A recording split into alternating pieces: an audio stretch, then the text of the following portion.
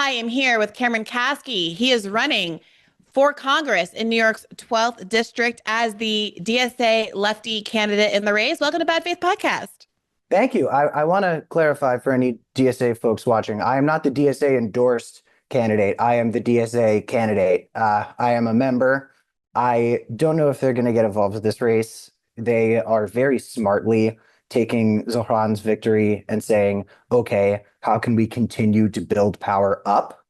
So there's a DSA assembly candidate who I'm planning on petitioning with named um, someone who I don't think has announced yet. So who knows what his name is? I don't know. Maybe he isn't running at all. Who knows? Good catch there, Cam. Um, but I'm the DSA has been immensely helpful to me. Most of the people I advise as my kitchen cabinet are very entrenched in DSA world, and I plan to use the platform that we're getting because this is a very high attention race. A lot of people are focused on this race. I'm hoping to use that platform to uplift the campaigns of different DSA candidates for assembly and offices around the city that DSA New York really thinks are winnable and doable. DSA candidate in terms of who I'm around and what I'm doing, but I have not been formally endorsed. Yeah, I mean, this is we've like stepped right into it because this is a hot button issue, Cameron. Like, there are people who have questions about not just the idea of whether or not Zohran's going to actively endorse in the Chi Ossé race. He's announced most recently that he's not, in fact, going to run. But when he was kind of floating the possibility, it wasn't just that he did or did not get the DSA endorsement. It was that first it was reported, obviously, that Zohran was behind the scenes discouraging him from running. And then obviously he went to the DSA and gave remarks to persuade people not to persuade DSA not to vote to support Chi's run. So it felt like something more than neutrality was happening in that race. So yes, I hear you saying that you're not a DSA endorsed candidate. You are. I say you're a DSA candidate to describe you as the lefty sort of in the race that has the sort of ideological priors that one would expect. But, what do you make of the choice of Zohran to put his finger on the scale in that way? You seem to think it was sort of politically advantageous or savvy. I am very recently a dues-paying member of DSA. I Right. endorsed Senator Sanders' presidential campaign in 2020 and spoke at some of the events in Nevada on that beautiful day when Bernie won in Nevada, and it seemed like it was game over and the world The, was the going to be last the last good day. yeah. The And then last and good day in then the world. the pandemic, obviously lockdown starts maybe a week or two later, and then everything goes to Yeah. shit. Yeah. But so I have held my political positions for many years now. I've only become a member of the organization quite recently, and I'm doing it like more than anything out of respect for the organization, and so I can chip in, support, and get to know the community on the ground at different events. There's also a degree to which I want to be careful with how much I speak about their operations, just because they have done such a phenomenal job becoming a serious heavy hitter in the city. And it looks like there's only bigger and better things to come. And I have not been part of that success. I am just now getting involved. So there is a method to DSA. And I think the beautiful thing about DSA is that it actually functions like a democracy. It is a people-powered organization that acts a lot more like a movement than your average group, which will act a lot more like an institution. And of course, two things can be true at once. But Zohran is a DSA member, and DSA members get to speak about what is important to them and what they want to see. And at the end of the day, I trust the mayor's plan to enact his affordability agenda. And if he saw that opportunity as a place where he could focus on furthering that, I trust him over me. And the truth is, I want the next mayor of New York City to be a democratic socialist. I want the next mayor to be somebody who is focused on pushing us forward. And if Zohran is not able to make enough of his agenda possible, which is going to require working with a lot of people and making compromises, that is going to make it a lot harder for us not to get another Eric Adams, Andrew Cuomo type. So I believe that following the mayor's lead on this is important. And I also believe that it's important for the people in DSA who supported Chi's run to speak out about that as well. Because again, that's what makes DSA a great organization is the different members, whether or not they've just won a big race, get to go in and say their piece. So the question here isn't whether or not Zohran as a DSA member has the right to speak on this issue. The question is whether or not the justification for doing so in this race in particular holds up. So you're running for an open seat. You're not running against an incumbent, which perhaps changes the dynamic. But let's say hypothetically there was an incumbency in your race, and Zohran Mamdani tapped you on the shoulder and said, "Hey, Cameron, I don't think you should run. This is going to thwart my affordability agenda if you're running against, let's say, it was Jerry Nadler." Well, in a Would way, that in a how would way, you I'm feel? kind of Yeah. running against Jerry Nadler because I'm running against Jerry Nadler's appointee, who he's just kind of passing the torch to in the way that so many people in elected office just find their scion who's done a certain amount of work as somebody's chief of staff, and they just get anointed like we are in some sort of monarchy. I know that that has nothing to do with your question, but it just behooves me to point out that I am No, but it running kind of against Jerry does. Nadler. I am running against the sequel to Jerry Nadler. Um, but no, I think that if the mayor, I live here in New York City, I want to see a more affordable New York City. And I think that if the mayor told me that my campaign was something that is going to get in the way of him being able to enact that vision, I would listen to the mayor because I think that his victory is something that I stand on the shoulders of. I think that the work he was able to do in New York City while maintaining moral values that so many people told him would be a death blow to the campaign. That energy and that momentum is pushing my campaign forwards because it's made a lot of different people around the city believe that we could get more out of our politicians in terms of progressive policy, in terms of Cameron, moral clarity. would you ask him why specifically he thought that you running against a moderate establishment Democrat would hurt his affordability agenda? Out of curiosity, sure. But again, Yeah, like so you wouldn't follow it, you wouldn't follow his advice blindly simply because he's the mayor of New York. I would presume that you would want to have some justification behind it, right? You wouldn't, not to sound so, like somebody's mom, but if Zohran Mamdani told you to jump off a cliff, would you do it? no, unfortunately, we are not extremely close to too many cliffs here. Definitely wouldn't jump off a building if he told me. But also, I think it's true that, again, I have to understand whose shoulders I stand on here and what energy is powering this campaign.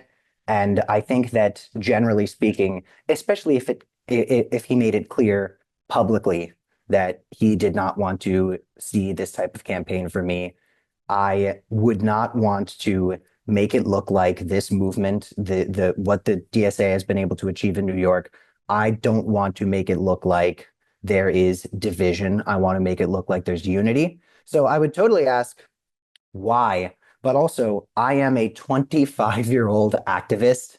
I am not a politician who has been in city council, been an assembly member. I am I'm running an activist campaign. I'm running a campaign based on what I believe in. It is absolutely not based on the issues that seem to be the most expedient in New York 12. I don't know how demographically familiar you are with New York 12, but my foreign policy stances, which happen to be more harsh than anybody currently in Congress, are not what the political consulting class in New York will tell you is going to help you win. It just happens to be that these are my positions. So I want to be part of the movement that the DSA has been so successful in the city. And I think part of that is being a team player. So, I mean, I think if I think I used to live in Jerry Nadler's district when I lived in New York. I have to double check that. So I am somewhat demographically familiar with New York 12. But here is the issue. Here is the fundamental issue. You very clearly and precisely made the distinction of running as someone who's a member of DSA who doesn't have the DSA support or endorsement, but for whom that is not a conflict of interest. That's not an issue. That's a perfectly reasonable way to run your race. And Chi Ossé similarly could have run against Hakeem Jeffries with or without the DSA's endorsement and with or without Zohran Mamdani weighing in. So it's difficult for me to try to parse the difference between why one would weigh in on that race versus your race or any other DSAer who is running for Congress this round, and why it is divisive for Chi to run, but not for you to run. If it has in fact become divisive, it seems to be because Zohran Mamdani chose to wait in the first place, right? He could have just sat this one out. Chi could have run. Maybe DSA endorses, maybe it doesn't. Maybe it doesn't on advice of Zohran. Maybe it doesn't without Zohran ever weighing in at all because there are these resource issues. And maybe Chi runs and he loses, right? You have a bit of an uphill battle in front of you. It's a hotly contested seat for a number of reasons that we'll get into. But the implication seems to be that Chi running and losing would be a net negative for the progressive interests in New York, whereas you and others running and losing is not being framed as that way. What do you make of that? Well, I need a better idea of how me running and losing would be framed. I haven't had that conversation with too many people. I think that a lot of people recognize what our path to victory is, which is this is a very crowded field and everybody is running decisively to the right of me. And while there is not a 70% mandate of heaven amount of people in New York's 12th congressional district who will see my positions on abolishing ICE and cutting off funding to the state of Israel and things like that, there are enough people for us to win so long as our opponents continue to eat each other's votes alive. And there is a real path to success there. I think just as it pertains to my race specifically, because that's the one, thank God, I know the most about, people are really waiting to see. People are waiting in the wings and saying, okay, how legit is this kid going to be? Because I have a lot to prove. Like, there are a lot of individuals with my form who see an opportunity and say, okay, I am now entitled to gain some sort of material power here because I have earned it or because I have, I'm the one who's right for this. I need to make my case to people. Like, that's why I don't need a DSA endorsement to run as somebody who's in DSA. I was speaking on behalf of Senator Sanders, and I was defending him from the people who were attacking him on his gun record because I am a school shooting survivor. I survived the mass shooting in Parkland, Florida, and he needed people from the gun violence prevention space to come out and say, hey guys, Bernie's from Vermont. There's going to be a different gun control agenda in Vermont than there's going to be on a national level. And what Senator Sanders is doing is focusing on uplifting the material conditions of American people, which is part of stopping gun violence. Giving people health care is an issue that's directly tied to gun violence, whether that's giving them the mental health resources that they don't have access to that can prevent them from dying by suicide, which is a lot of gun deaths in this country, whether that is creating more opportunities from individuals who are motivated to commit acts of violence due to their material conditions. Like, gun control is so much more than just the guns. And it happens to be that guns are present at literally every shooting definitively. But what Senator Sanders was doing was what I believed would be able to save the most lives. And I was speaking as a survivor of mass violence, communicating that to people. And I didn't need the DSA's endorsement to do that. I did it because that's what I believed would be the best for people in this country. And I was young. It wasn't something I immediately understood. I was still getting a sense of what my adult life was. But as I started to pay more attention to the Sanders campaign, I realized that we were not going to be able to stop the acts of violence that defined my adult life until we uplifted the material conditions of the working class. All of this is to say, with this race, I think that a lot of people are looking at me and they are seeing promise, and they are seeing someone who is able to communicate as a human being to different people, which frankly gives me a real leg up compared to a lot of the politicians that we're seeing right now. But I'm when DSA told me that I was not getting the formal endorsement, they said, but we're here for you, man. Let us know what you need. Come to our events. Talk to the people in our organization. I have been very, very lucky to be connected with a lot of people in DSA who have helped me in the way that I'm framing my messaging, helped me meet new people who are building community connections for me. It's been a great process, and I am very impressed with how the organization has operated thus far. And Zohran's victory, of course, it's a day-to-day issue, and there's going to be things that he does that make people in the organization immensely proud, and there's going to be things he does where a lot of people in DSA want to see something different, but we cannot downplay how huge a victory that was for the It was left a wing big movement. victory. I think the worry is whether or not the left is going to make itself in Zohran's image, as opposed to Zohran being a member of an organization that has a sort of ideological mission separate and apart from what his political needs are as an individual. People want I'm the so dog sorry. wagging the tail. Yeah, go ahead. Can I complain about something real quick? Just because I'm nervous, Sure. I'm not going to be able to complain about this. Every asshole is going to start throwing around the word affordability.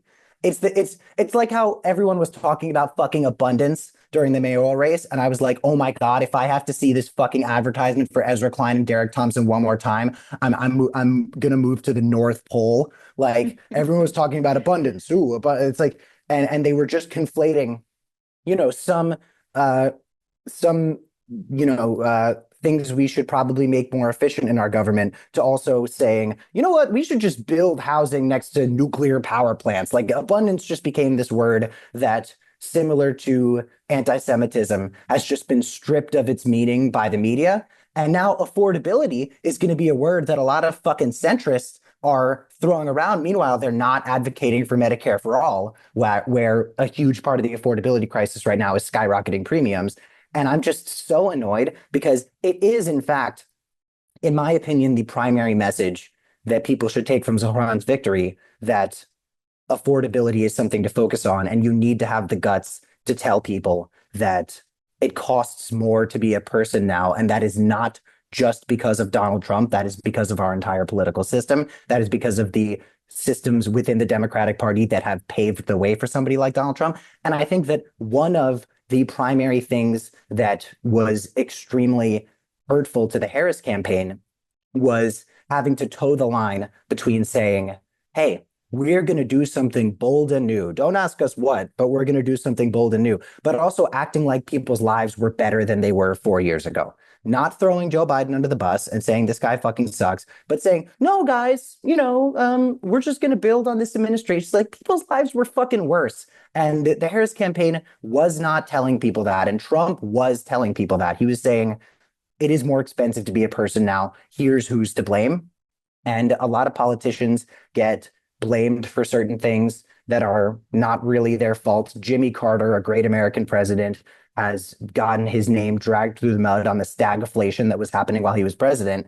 And a lot of people are not addressing the fact that that was very much the result of previous administrations. So I agree. And I've raised this concern on the podcast before, that I do think that obviously the abundance movement was an attempt to co-opt the kind of energy and resentments that followed the 2024 election, and that broadly speaking, Democrats have been trying to sort of sieve out the affordability message as the most palatable to the establishment aspect of Zohran Mamdani's campaign, because it's something that can be said that doesn't have to put any teeth behind it. Similarly, language like it's not left right, it's top down, we have to do economic populism. These are all things that you can say without actually acting on it, which is why you hear people like Gavin Newsom be able to use some of this language and then turn around and say, but I don't support a wealth tax. And this has been an issue in New York as well with Zohran Mamdani, where it seems the real threat to his affordability agenda is from Kathy Hochul and her holding the purse strings in Albany, as opposed to anything that's going on with someone challenging, uh, you know, uh, other congressional races, trying to get Well, more squad members in office. There's also Julie Menon, who was able to get a crazy amount of support, including from people who claim to be progressive. And meanwhile, while she was going for Speaker of the City Council, she was saying like, "Hey, a huge part of my thing is going to be disrupting Zohran as much as possible." Right. So this is this again, I'm sorry, but this is what is frustrating. When it comes to making a criticism of Zohran, it becomes, well, he's mayor of New York. He's not a national employee. He's not a federal employee. Like you don't, he has his own agenda. He's fixing potholes. Let him be. But it doesn't seem to be reciprocal when someone is challenging Hakeem Jeffries. And I asked another candidate, Delorney, who's running against Richie Torres in the Bronx, what she made of all of this, because Hakeem Jeffries would be her leader. Zohran Wait, by Mamdani the way, said not only, the face I just made was not about her. It was about Richie. I just want to be clear. of course, of course, we all very much feel that way about Richie Torres. But, you know, there's a direct implication, there's a direct impact on her and any other progressive in Congress in the House if if Hakeem Jeffries were to be Speaker of the House, as Zohran Mamdani indicated he wanted to happen, right? He was asked directly, do you think he should be speaker? Not just whether or not you think he should be challenged, but do you think he should be speaker? And he answered yes, right? So as someone who is running to be speaker of the House, to be in the House, who wants to have these progressive policies advanced, like Medicare for all, who is entering the House knowing that the Democratic Party establishment is very much opposed to those kinds of ideas. Joe Biden, of course, that he would veto Medicare for all, even if it were to pass the House and the Senate and come across his desk. I'm asking you these questions about Zohran and DSA and accountability, in part because it gets to the question of your sort of theory of change and how willing you are to be open and adversarial with the parts of the party that have interests that don't reflect the interest of the people that you're going to represent. And that disunity of interest, I would argue, is exactly why you don't have a Democratic Party that is doing very well with respect to public approval ratings, for instance, or its ability to, on a very basic level, win elections. Do, do you see what I'm getting at? So, for instance, what kind of sense does it make to sort of defer to Zohran Mamdani, incoming mayor of New York, on the question of whether or not Hakeem Jeffries should be primaried, when you are the one who is going to be subject to Hakeem Jeffries' whims, whether or not he's willing to bring a bill that you might support, like Medicare for all, to the floor for a vote, while Zohran Mamdani is working on issues locally here in New York City? Look, I'll say what I've been saying simply because I don't know the playbook of Mamdani's campaign and his transition team and his inner circle for what they want to see out of Jeffries. I don't know what it is exactly about these relationships remaining strong that is going to be directly implemented in one way or another. But I also recognize that there's two forms of advocacy that need to be happening at the same time, which is the change that fits the world that we live in and the change that fits the world that we want to see. And I am of the belief that those two things are possible hand in hand. So I have an agenda that most moderate Democrats and frankly some moderate half progressive Democrats would call fairly radical. But what I am advocating for is the change that I think we need in this world, that is not going to happen overnight, but somebody needs to be doing it. I do not think that I'm going to be able to wave some magic Empire State Building shaped wand and cut off offensive and defensive weapons to the state of Israel and place sanctions on the state of Israel until they and put serious systems in place to stop the expansionist colonial violence that they are spreading all over the region, not just in Palestine. But I do know that I need to be in there competing for it. And I do know that a human rights agenda needs to exist in Congress.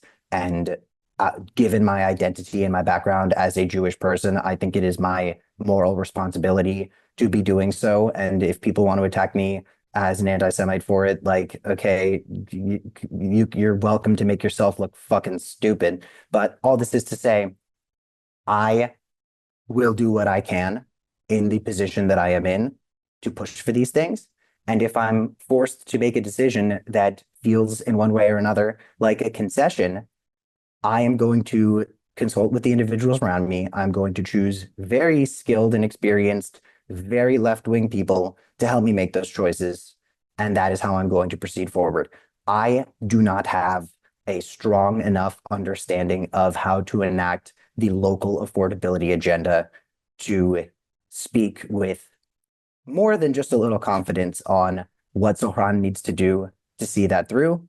But I trust the mayor, who has not begun his administration yet.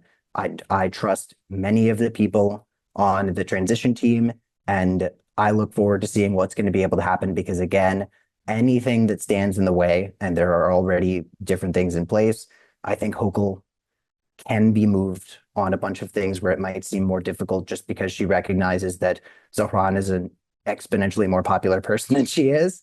But I look forward to seeing how these things are implemented. And I believe there is absolutely a method to this. And I trust it and am completely willing to call things out when I see them that I do not think are in service of a real agenda that's going to uplift working class New Yorkers.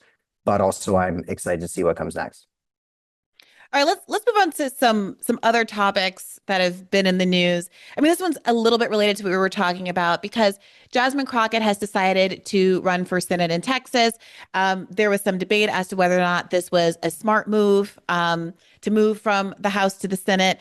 She obviously has gotten a lot of media attention over the last few years for some reasons amusing and not. I personally was a fan of the Marjorie Taylor Greene as a lover of the English language and a communicator, the bad bill. I mean, I'm not a wild about body shaming, but I gotta appreciate a little alliteration. But there have been some who have been criticizing. We say crypto corruption crisis on this campaign. I was on Zateo and I just said I it and I was saw like, with Prim. wait a second. But yes, Crockett's right. Yeah, so but despite the fact that she has been able to draw a lot of attention, there are some critics who say that it's attention for the wrong reasons and are skeptical of her ability to win a Senate race based in part on the messaging that she's put out just in the early days of her campaign. I want to play this initial ad for you briefly and then ask you about what the possible implications are for progressives of this race. How about this new one they have? Their new star, Crockett. How about her? She's the new star of the Democrat Party, Jasmine Crockett. They're in big trouble.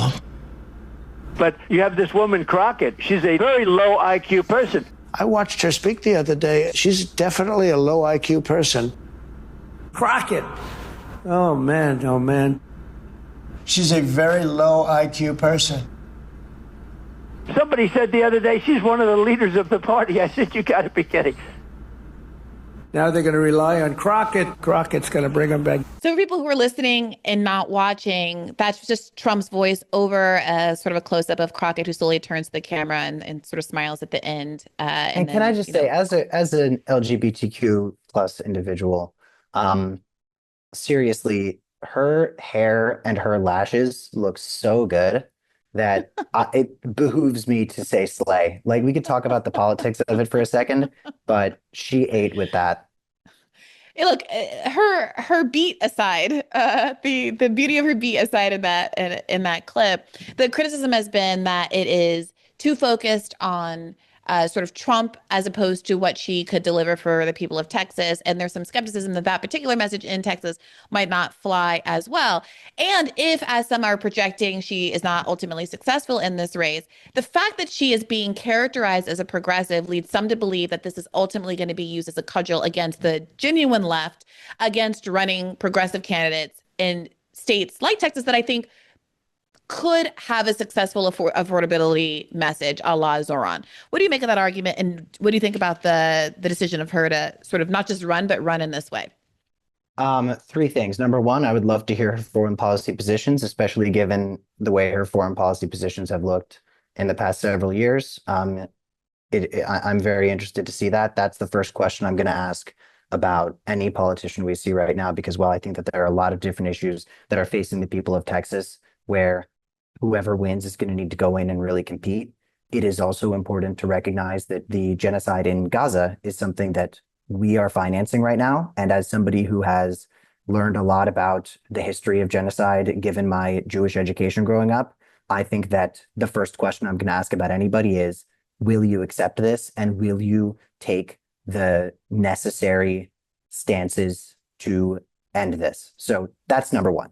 Number two, I think that there needs to be a focus on unity from whoever is going to win this primary, because Texas is a state where I believe there are a lot of people who can have their minds changed. There are a lot of people who voted for Donald Trump who can be swayed to vote for Democrats. And there's something that AOC said in a town hall she did with Bernie Sanders that I thought was a really important model for how Democrats should be talking about certain things. She was asked what she thinks MAGA deserves or something like that. And she said, if you did not vote for Kamala Harris, if you hate me, I still think you should have health care. I still think you should have a government that expands its services to make sure you can access food and jobs. Like, AOC did what I think was important messaging, which was the unifying idea that everybody in this country deserves to have their material conditions improved and that we have the capability to do that. And I think that one of the things people are seeing with Jasmine Crockett that frankly makes them characterize her as somebody who's more left-wing than she actually is that combative nature. And I think that there are places where this can be a very valuable thing. There are places where messaging like this can be very important. I think that the attacks on her for the way she uses language, the attacks on her for speaking the way that she does are extremely racist. And I think that people will attack her intelligence and they will attack her communication skills just because she communicates as she would as the human being who she is. But I think it's also important that in a state, especially like Texas, there is a message that everybody here deserves to live a decent life. And it is our job as the government to make people's lives better. And there's just certain comments that I'm hoping the Congresswoman will acknowledge, like saying what I believe was the suggestion that Latinos who voted for Trump have a, quote, slave mindset. Let me ask you about a quote that you've made that has some Democrats worried about your ability to win statewide. In a December 2024 Vanity Fair profile, you talked about, quote, and I'm going to read a lot of the quote just to put it in the context, quote, all the complexities within the Latino community. The immigration thing has always been something that has perplexed me about this community. It's basically like, I fought to get here, but I left y'all where I left y'all, and I want no more y'all to come here. If I wanted to be with y'all, I would stay with y'all, but I don't want y'all coming to my new home. It almost reminds me of what people would talk about when they would talk about kind of like slave mentality and the hate that some slaves would have for themselves. It's almost like a slave mentality that they have. Now, about the time that that was published last year, around 1 million Latino voters in Texas were voting for Trump. Do they all have slave mentality? No, and that's not what that said at all, to be clear. It did not say that every Latino has that type of mentality. No, but the ones that vote for people who believe in strong or Trump's immigration policies. So I don't believe that the people that voted for Trump believe in what they're actually getting. That is number one. What Trump said is that he was going to kick out the bad guys. And that's what I was talking about. I've been down to the border. I've been down to South Texas. I've campaigned down there.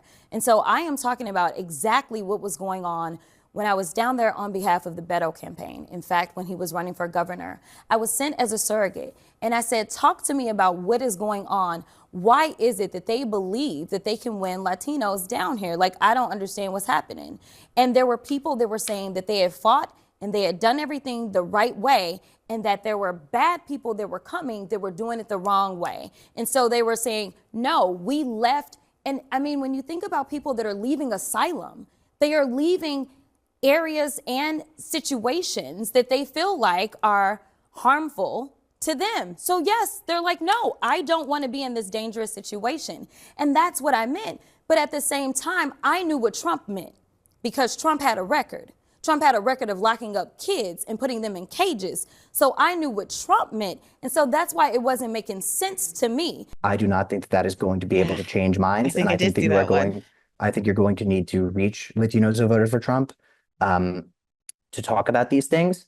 But at the end of the day, the people of Texas are going to make their decision. And I certainly think it is a responsibility of the left-wing people in office to say, hey guys, let's determine who's left-wing based on their policy positions, not based on whether or not they are bombastic in the media, because there's this huge misunderstanding that people who are fighters and people who are combative and everything, that inherently makes them a progressive. It's like, no, it's about the policy. It's the same thing. And this is, sorry?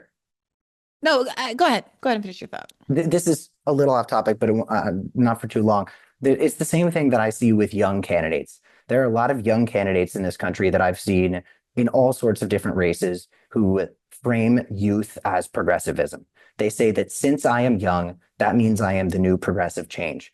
Don't ask me about foreign policy, though.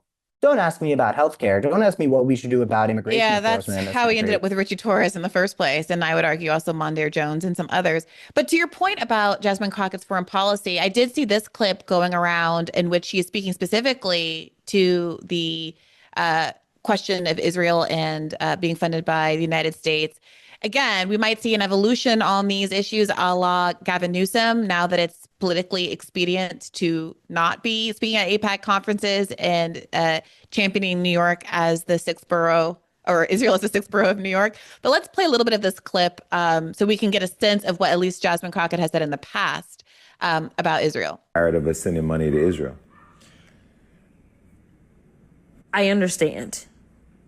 I also think that if people are going to vote as it relates to foreign affairs, which typically is not how people vote. People typically vote based on how are the gas prices treating me right now? How are my housing costs treating me right now? What's my job situation looking like? Those are the things that typically drive our elections and how people decide how they're going to vote. When you start talking about foreign affairs, if that is going to be kind of like the precipice for determining whether you vote or who you vote for, then I want people to really dig in to foreign affairs, right? Like, and ask the question, which I think is a fair question. I think it's a fair question of all the money, is to ask the question of, well, why do we send money to Israel? Like, what is that about? And learn about the fact that this is an allyship that existed before I was around, before, well, no, the president was a baby. He was still around though. But it is an enduring relationship and learning the history of the region in and of itself. And I would argue that the most disputed land in the world is that land. And it goes beyond the Palestinians and the Israelis, but I mean, you can go back to the Romans. So one of the scariest things for me, if I'm being like 1,000 right now, which my team will beat me up about this later, but if I'm being 1,000 about this, when you think about, and because of the conversations that I've had, if the United States says we will throw away our 75 plus year relationship with Israel because we don't like their leader, then if we end up with Trump, we set a precedent for all these other allies to throw us away, because I have heard from other ally nations that they don't fucking like Trump, right? If we lose our allies, now I'm looking at the vulnerability of us, the people that elected me. And I am concerned about whether or not, like, we live in a bubble. You talk about bubbles, we live in a bubble. Because on both sides of us, we got water, and north and south, we got pretty decent friends, right? Like, we closer with the people up north than we are the people down south. But either way, we got friends on both sides, right? That don't mean that we are liked in this world. Like, a lot of people hate us. But it's about being able to flex. Like, oh, do you want to play with us? I was like, Kevin, I saw your face, but she's like, oh, we've got friends on both sides. We're closer to the north and the south. Weird Mexico shade. I agree. Don't know what that's about. Yeah. But all of that aside, the ending argument there about how, people don't like Trump, so we can't throw out the baby with the bathwater with respect to Israel because it's just Netanyahu and not a broader colonial project. Note at the beginning of that, she starts by saying the real issue is affordability and foreign policy shouldn't be a distraction. And I want to tie that to what you were saying earlier. Affordability is increasingly used as a cudgel and a way to deflect for folks who I think may or may not have a sincere investment in affordability, but also want to downplay the extent to which other issues do matter. And frankly, were dispositive in the last election. But let me shut up and let you have an opportunity to respond to what you heard in that clip. I mean, just to what you were saying, the violation of human rights anywhere in the world is the violation of humanity as a whole. And there's this guy named Jasper Nathaniel who does a lot of great reporting out of the West Bank. He was on here recently. Oh, well, he and I had a meeting where he saw my video about the Greater Israel Plan and the colonial violence, and talking about how it's funny that people go after people for saying from the river to the sea when they're talking about Palestinian liberation, given that it's literally in the charter of the Likud party, Netanyahu's party, that from the river to the sea, there will only be Israeli sovereignty. So it's crazy that certain people get to say it and certain people don't. But we were talking about it, and Jasper said to me, I see what you're all about. I like what you're all about. And you seem like a very sincere guy. whose educational journey with this has been sincere, and I have had to take an educational journey from this because I was not only raised in a Zionist pro-Israel community, I was also raised in post 9/11 America, and those are just two very different types of propaganda that dehumanize people all over the Middle East. A lot of people like me hear these tough lessons and decide to double, triple, quadruple down because they're such scary lessons that you don't want to engage with them, but you have to make yourself uncomfortable. But to what you're saying, like, yeah, people are going to be using affordability to deflect from this. People are already saying that to me. They're like, why are you talking so much about the Middle East when that's not something that directly affects people in your district? And I say two things. Number one, the money that can be giving people in this district healthcare is being spent on the bullets that are going into the chests and heads of children who are waiting for water. And that's not to say that it's that the mothers and fathers who are being killed as well is any less of an atrocity, but I'm just directly citing the UN's report that it is in fact children getting shot in the head by snipers. But I say, like, listen, we're going to talk about affordability. We're going to talk about addressing the problems that hit you in your pocketbook, but also out of your pocketbook, they are taking money to finance a genocide. And that might not seem like the thing that affects your day-to-day life, but that's not important to me. What is important to me is that one of the largest human rights disasters of this time is happening using your money that is making it harder to be affordable. And one of the things I say, and this is in my stump speech, so this is me kind of being a politician, but the reason my stump speech rocks is because I mean it. My adult life has been defined by surviving a school shooting. And that means that two things hang over me all the time. One of them is promising. One of them says that every day I try to do what's right is the triumph of good over evil, because there is an individual who does not bear the sole responsibility for the shooting. The shooting was a direct result of the system in this country and a lot of different things. But there is an individual who wanted to ruin everything for my classmates and I, wanted to end all of our lives, as many of them as possible. And if I were 300 yards in the wrong direction, I would be dead right now. So my decision to live my life ideally in service of other people's right to live, that is the triumph of good over evil. And that's scary because that means that evil is always lingering in the back of my head, but it is promising because that means that I can always choose good, because the battle between good and evil is not something that simply happens externally. The battle between good and evil happens inside our own hearts with every choice that we make. And again, scary because we're capable of doing the wrong thing, but it's a good thing because everybody is capable of doing good. The reason I say this is there are just certain issues where you have to talk to people on a human level. And that's what Jasper Nathaniel was telling me. Like, listen, you're correct about the colonial violence. You're correct about the expansionist violence, but you're using these academic words to talk about it, where when you're reaching people about what's really going on, you need to talk about the human element.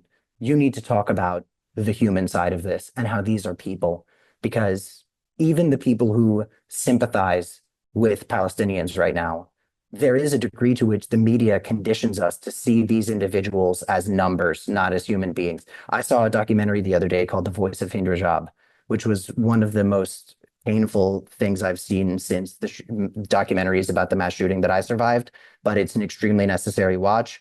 And hearing the real voice of a 6-year-old girl hiding among 6 corpses of her family members in a car, talking about begging the Palestine Red Crescent Society to send her an ambulance, and watching the people in Red Crescent struggle to get a route approved by the state of Israel to go save this girl. And then the second they were able to do it, hours too late, the Israeli army blew them up. Like, hearing that human story is so important. And I know what you asked me was people using the affordability agenda to deflect this, but I think it's really important to say, like, this is a human thing. This is a human crisis, and I am not going to give up talking about that because people in my district are telling me I'm not thinking about this every day. I'm struggling to sleep right now. This campaign is exhausting. It's difficult. It's an uphill battle. It is stressful. I have anxiety. And also that, unlike Zohran, it is your job. You know, you're not running for mayor. Yeah, when people talk to me about this, it's for a reason. Yeah, like foreign policy is your job as a member of Congress in a way that it is not for Zohran Mamdani. And I've heard you say in other interviews that, there's some irony to the fact that Zohran was constantly asked about Israel-Palestine and therefore ended up talking about it, but he didn't actually center it as part of his agenda.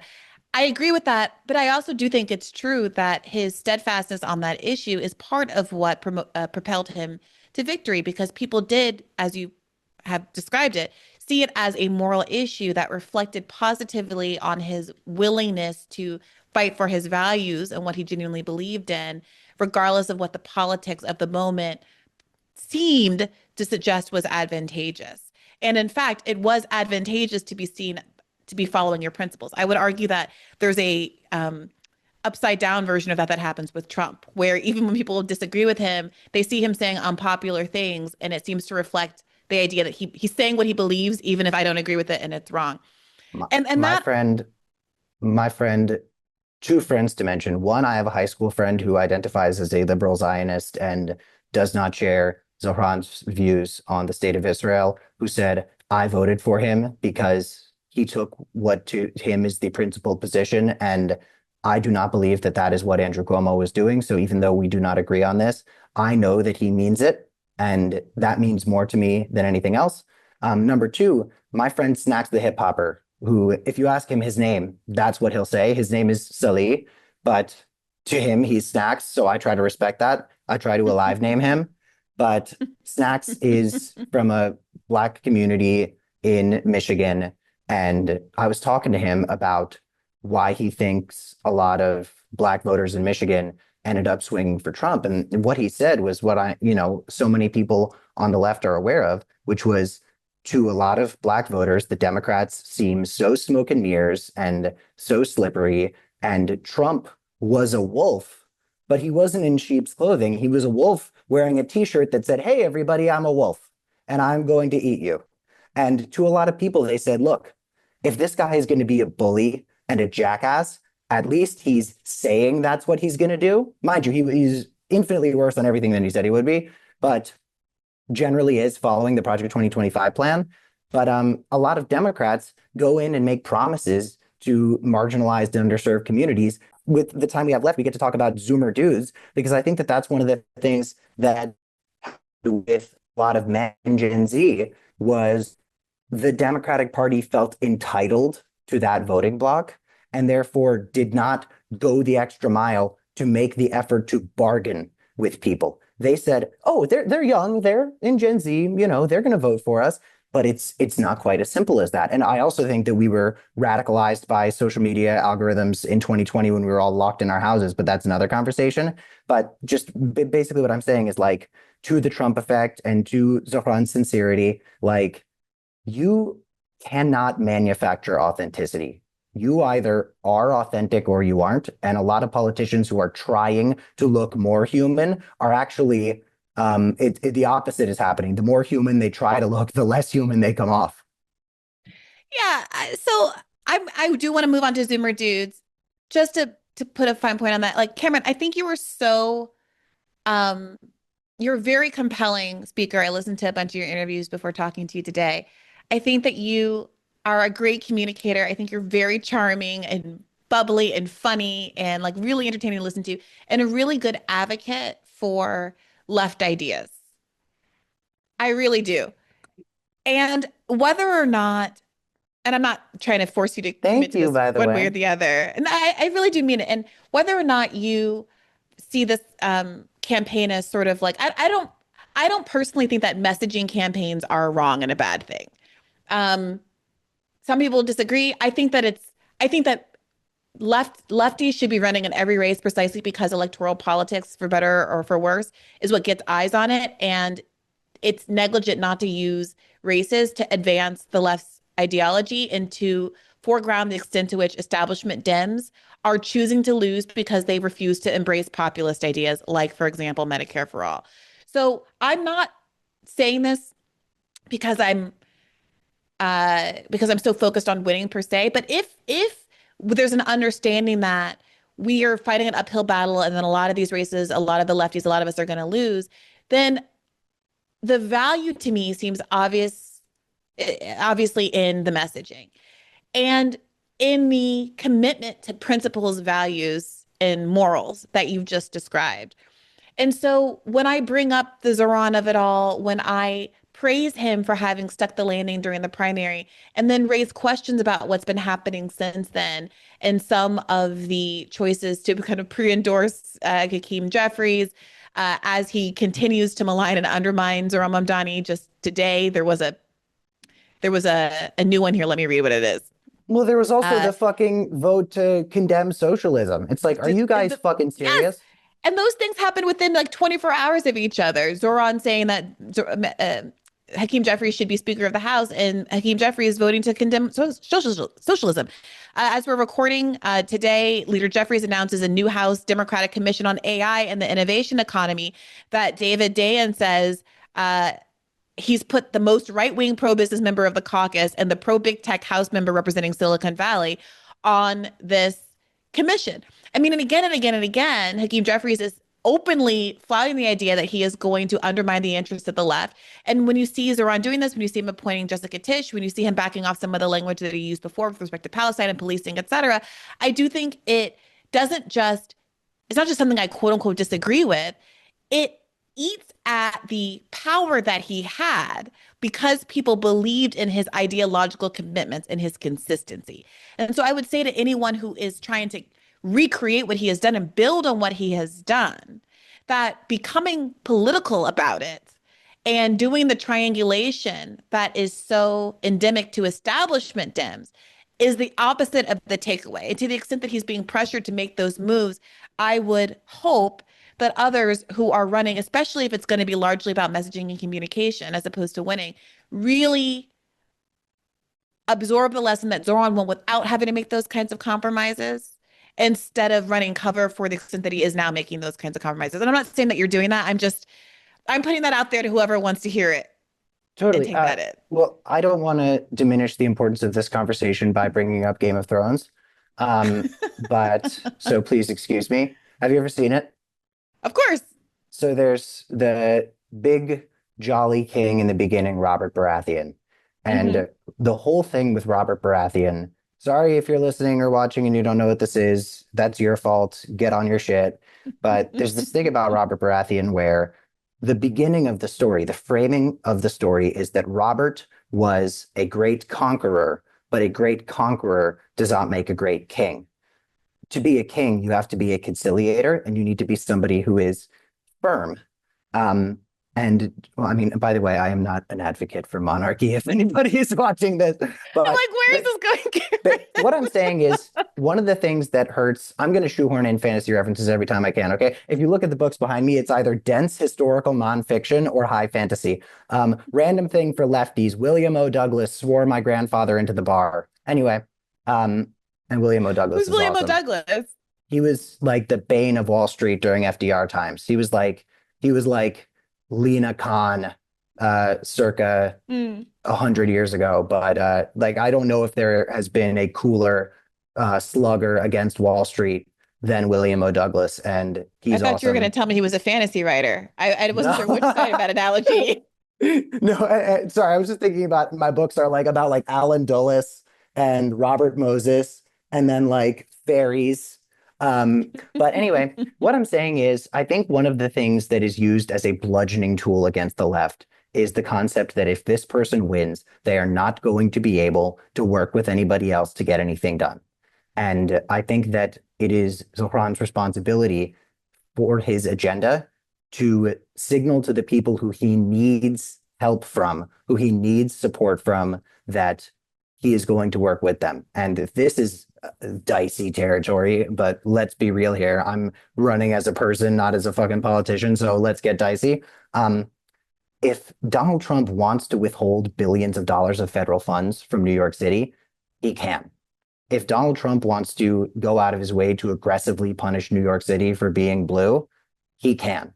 And a lot of people were rightfully upset with Zohran meeting with someone who he is happy to say is a fascist, but Zohran needs to meet with everybody who is going to be part of how he is able to make New York a but better Cameron, and more. the criticism isn't that he met with Donald Trump, right? It the was the criticism.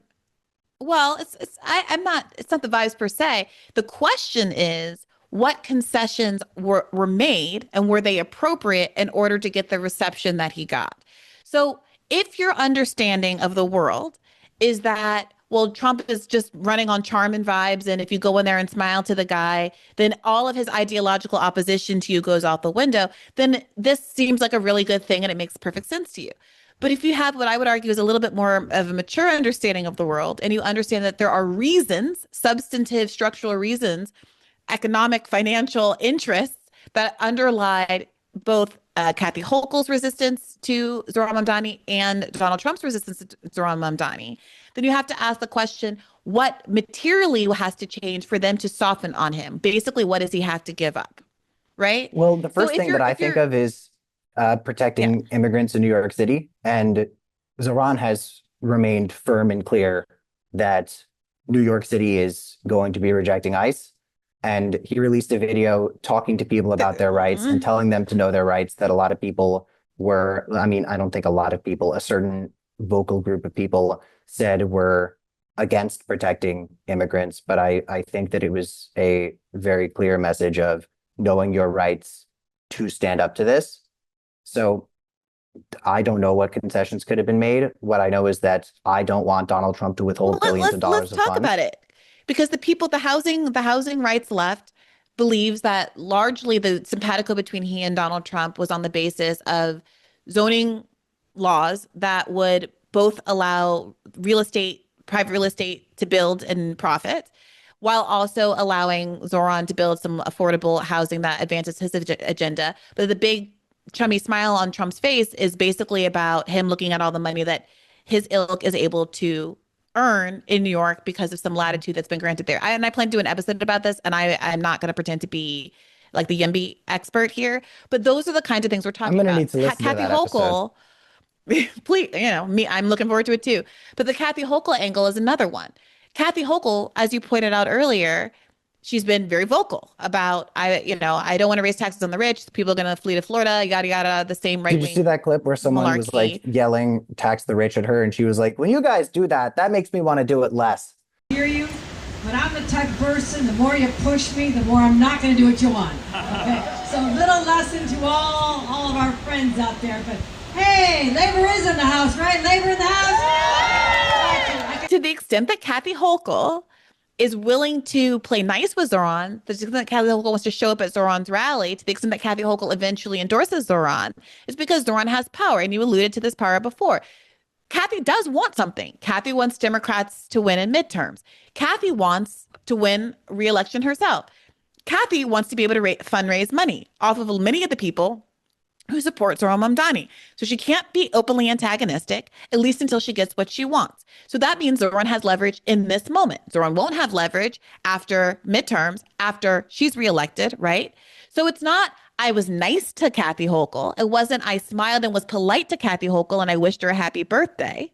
It's that I have leverage right now until I don't. And how am I going to use that leverage? And the interpersonal nature of it, which gets so much emphasis in the press, I think is a real distraction from what's going on underneath, right?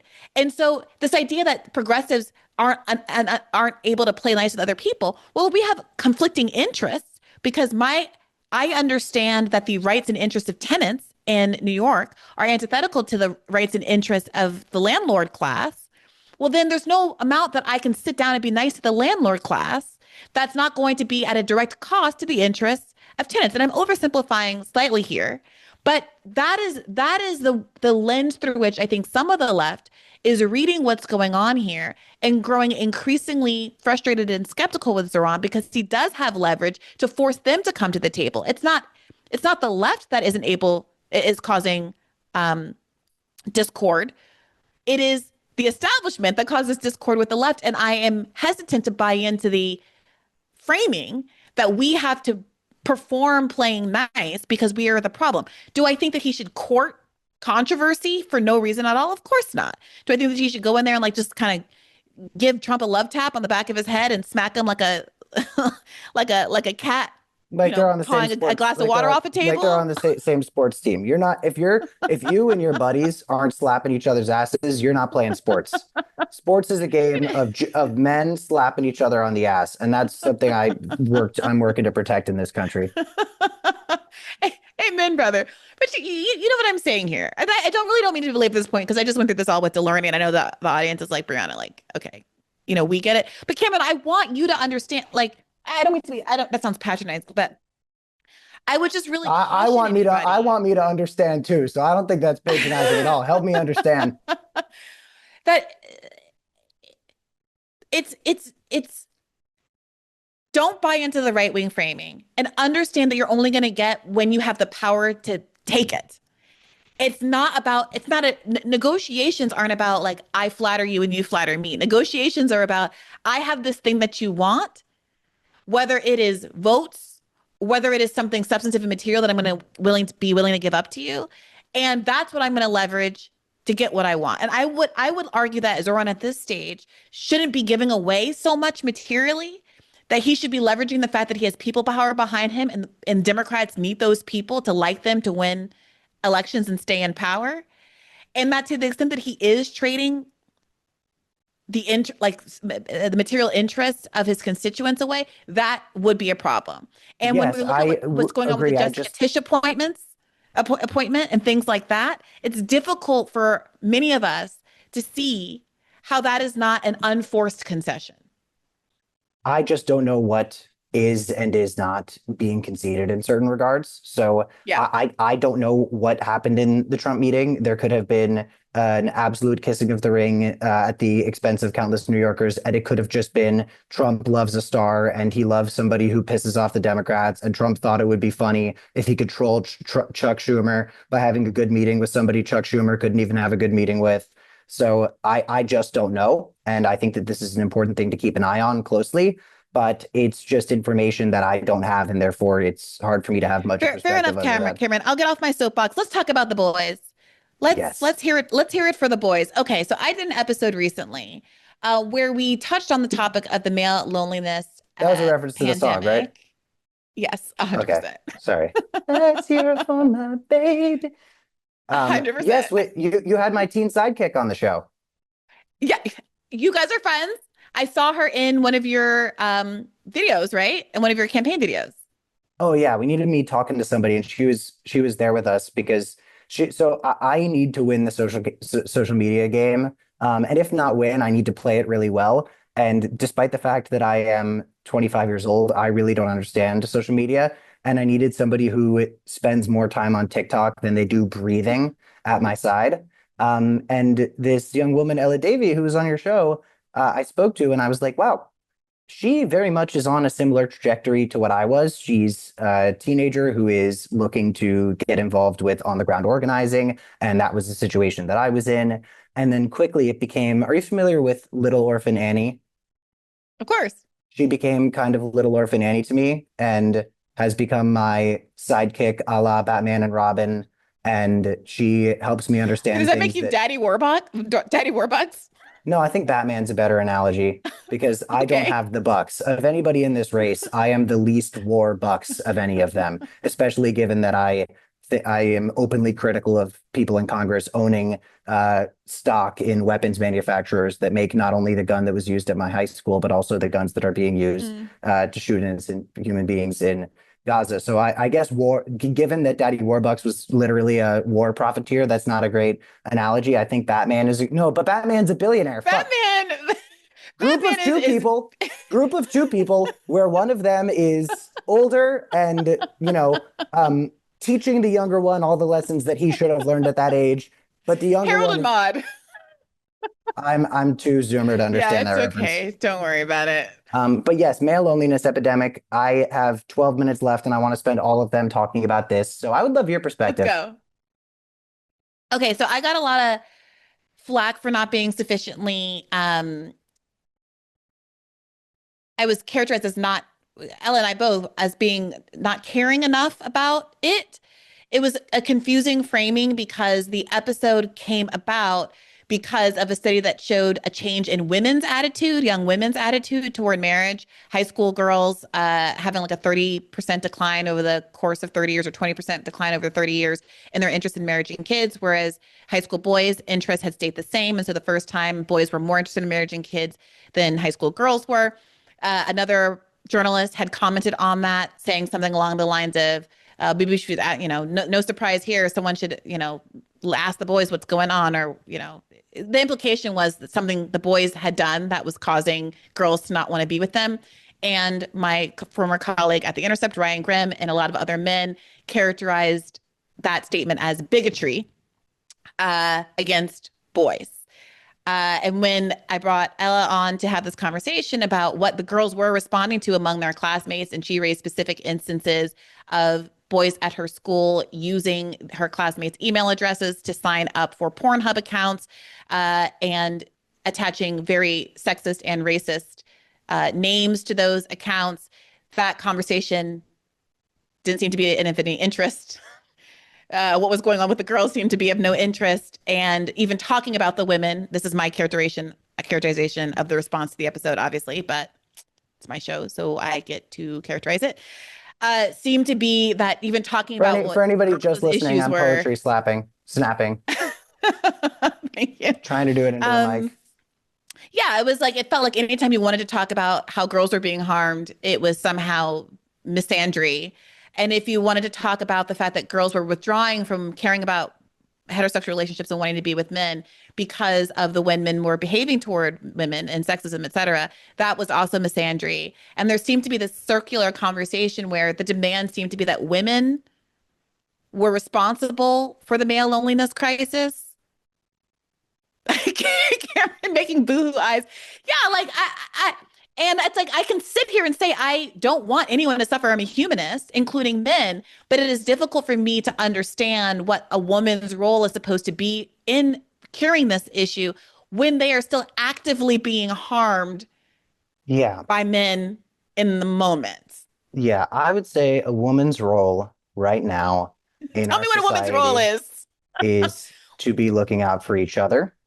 And not the house and the kitchen. People could do whatever they want. I know some women who are into that. They could do whatever they want. But women's role, I think, is to be support systems for one another, because it's getting worse out there under the guise of it getting better.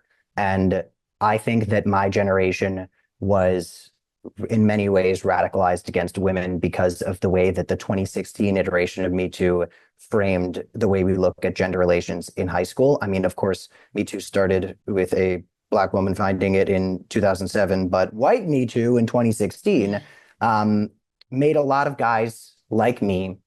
I happened to not fall victim to this predatory, misogynist mindset because I was a theater kid, and therefore I was just cohabitating with women all the time, because like when you're in theater together, you're on a team. And even though boys and girls famously can be quite different, no matter how different you are, y'all got to put on the same fucking show. And that gave me I don't think that I would have gotten my understanding of gender politics were it not for the fact that my young adulthood was as shaped by women as it was by men. But a lot of young men I know who were not in the position that I was in saw the 2016 iteration of Me Too and said, well, I've never raped anybody. It's not me. So, not all men, right? They think that men have been inherently villainized. And I think that plenty of men have gotten the wrong message from this, and it has negatively affected the way they see these things. And to that I say, wow, oh my God, I'm so sorry. So let me take, I'm gonna take the not all men position here to moot this a little bit. Because I think I agree. I'm interested in this villain origin story of Me Too, of that being the impetus for some of these feelings. And I would like to hear you say more about how you experienced it as a young person at that time, because I was, like 30 when that was happening. And because I at the time remember, there was a point where it was like the cancellation of Aziz Ansari being conflated with like, the you know, what's his name? Sorry. Why does his name just fly out of my head? The main guy, Harvey Weinstein? Harvey Weinstein, sorry. Conflated with the Harvey Weinstein of it all, where it did seem to have jumped the shark. And there was some concern that the core complaints were being sort of bastardized by overreach, right? But I was there at that time with my old podcast, Someone's Wrong on the Internet, shout out to Spody Booze. And one of our breakthrough episodes was talking about how the Aziz Ansari's moment seemed to signal something that was a little off from what had been happening before. So for me, it was very dissonant to be sitting there being accused of somehow being indifferent to the concerns of men, because any part of the conversation could include how women are experiencing the kind of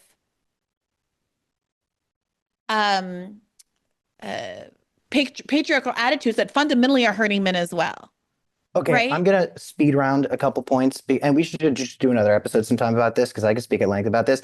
Number one, the way that it affected me in my high school years was it just put me in a position where I was like, thank God all this accountability shit is happening at the same age that I'm starting to like hook up with girls, because now I know what to avoid. Now I know that I should probably think twice about ensuring that the person I'm interacting with is comfortable and does not feel pressured. Like, I got the opposite of the message that a lot of people got, where they were like, oh, fuck this. I can't do anything now. I can't approach women now. I was just like, But why? oh, great. How? What makes one person go, yeah, obviously rape is bad. Another person go, well, you've been bringing up rape to me means you think I'm a rapist and I'm not a rapist. And now I'm mad at you for even saying I'm a rapist, and maybe now I'll go rape someone now.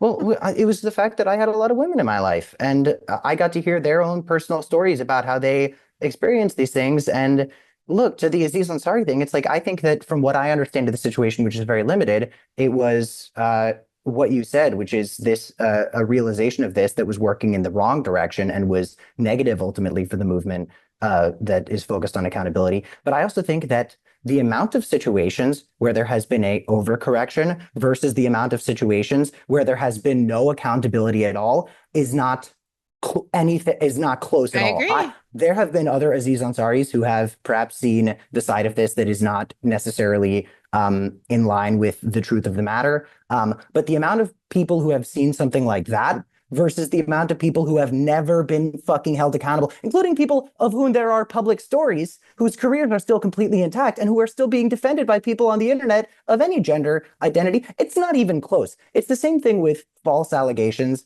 of sexual misconduct. It is scientifically impossible for there not to be false allegations of sexual misconduct. But the amount of false accusations versus the amount of unreported sexual misconduct is a drop of water versus a fucking ocean.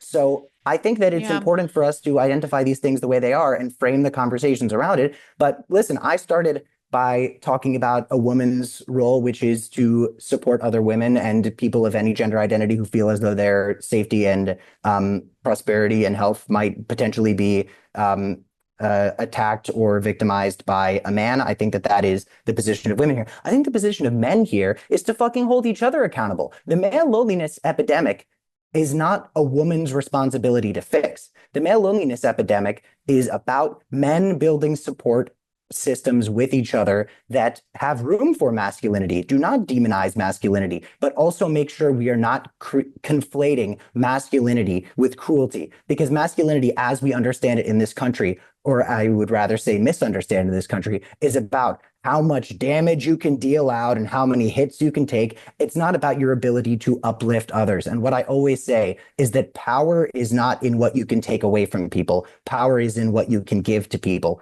And that is what it's all about. So manhood, to me, is something that should be celebrated, but it should be celebrated as the ability you have to leverage your position in a patriarchal society to push towards equity and to make sure your male friends are not mistaking steps that we are taking forward towards equity as steps that are being taken at our expense. Because that's what's happening.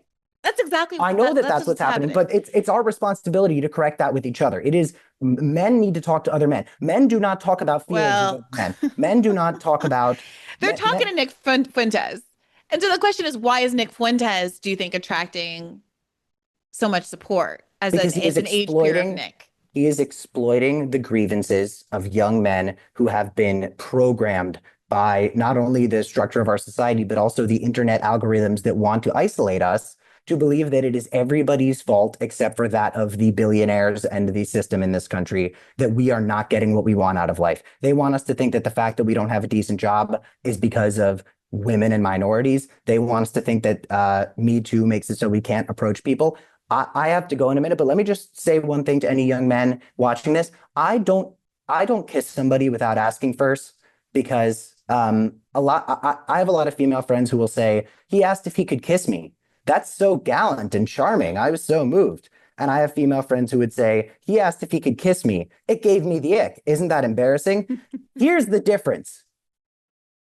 The people who and charming, it's because they were into him.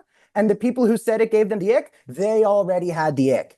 Asking for consent before you kiss somebody does not change the answer, but what it does is provide you and the other person an opportunity to avoid a situation where somebody is uncomfortable, because I would much rather hear the word no than find out that somebody either became extremely uncomfortable because of me asking, or, God forbid, kissed me because they felt like they had to.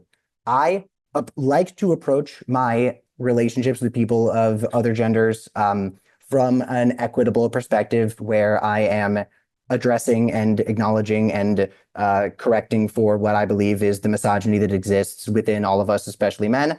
And I'm doing just fine. I have had a wonderful dating life. I have had extraordinary dates with really cool people in my life. The dates with women have been better than the dates with men. I've much preferred. Cameron says he pulls widely. I'm not saying that specifically. I don't want that to be quoted, but I will say I am immensely satisfied with my dating life, and I have approached my dating life from a fucking the will to change, all about love perspective.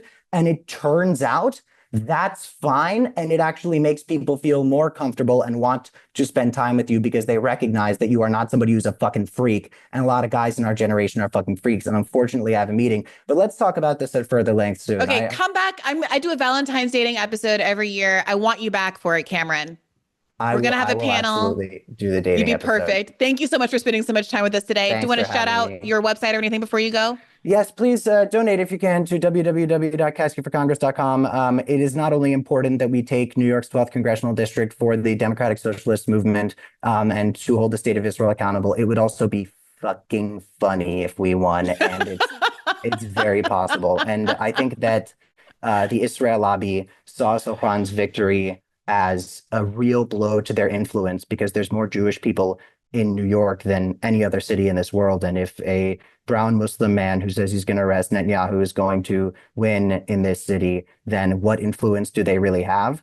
And I think that they see New York's 12th congressional district with the Upper West and the Upper East as retribution and a way for them to assert the fact that they still have this influence and control that everybody knows they've lost. And I think that there is nobody not only more equipped, but also funnier to take that away from them than a Jewish person. So donate now, KaskyForCongress.com. Thanks so much for having me. I'm already late to this thing. I got to go. All right. Thanks, Cameron. Take care. All right. Bye-bye. Take care. And thanks to all of you for tuning into this episode of Bad Faith Podcast. You know you can get an additional episode every week at patreon.com/badfaithpodcast. Thanks for tuning in. And as always, keep the faith. Hey, YouTube. Thanks for watching. Just a reminder that this is a podcast. You can catch an extra premium episode every Monday for $5 a month at patreon.com/badfaithpodcast. That's patreon.com/badfaithpodcast for $5 a month, an extra episode every week. Additionally, please do consider liking this video, subscribing to this channel. It helps us out. It helps independent media beat the algorithm. We appreciate you. And as always, keep the faith.